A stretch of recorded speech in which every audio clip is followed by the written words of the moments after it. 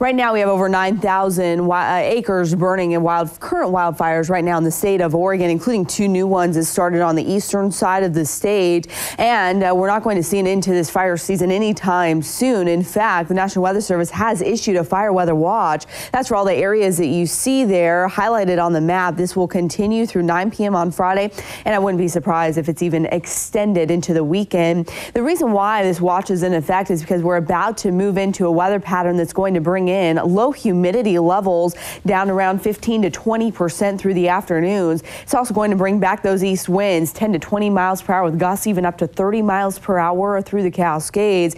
And then we're talking high temperatures back to the upper 80s and low 90s here for the second half of this week all the way through the weekend. So that critical fire danger does continue. With that said, we got some relief from the heat yesterday and the day before as well, only reaching a high of 78 degrees. That is one below average for this time of year. It's only happened one other time this month that we've been below average.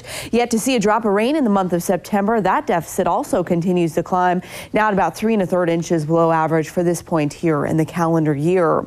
Waking up this morning to clear skies through Lane County, Douglas and Coos County, but as you head out to the north coast, in some spots in the valley, seeing a little bit of fog and low clouds developing. What's out there doesn't stand a chance, though, as we see that trough of low pressure move east. It's being replaced by a ridge of high pressure, which is going to be with us for at least the next 6-day stretch. So here's what that's going to do. First of all, with high pressure, you always see clearing skies. The clouds just cannot form under these conditions. Also, you get some warmer air moving up from the south. It's always warmer south of the jet stream. And then there's that third factor, which really starts to heat us up, especially in the summer season here in western Oregon. It's when we get that thermal trough along the coast. That sets up those east winds. They'll start out as northeast today, eventually switching to southeast late in the weekend. And that'll continue to bring in some warmer air and some drier air as well. As for this morning, it is a beautiful start to the day, seeing some haze off into the distance. This is zoomed in from downtown Eugene, looking off toward Springfield and toward the southeast sky there in the Cascades, where the smoke will continue to climb here over the coming days. A little bit chilly, though, because of the lack of cloud cover overnight. 49 degrees right now at the Eugene Airport. So for the next 48 hours, again, the only clouds that we have along the coast are going to burn out for the second half of the day. And then there we are, clear for the entire state of Oregon. Not just today, but Thursday, Friday, Saturday, Sunday, even into Monday. I don't expect that marine layer to reform along the coast until Tuesday. So you'll see high temperatures back to the low 70s all the way down the Oregon coast today. Sunny skies overhead and winds from the north. Also seeing those northerly winds in the Umpqua Basin.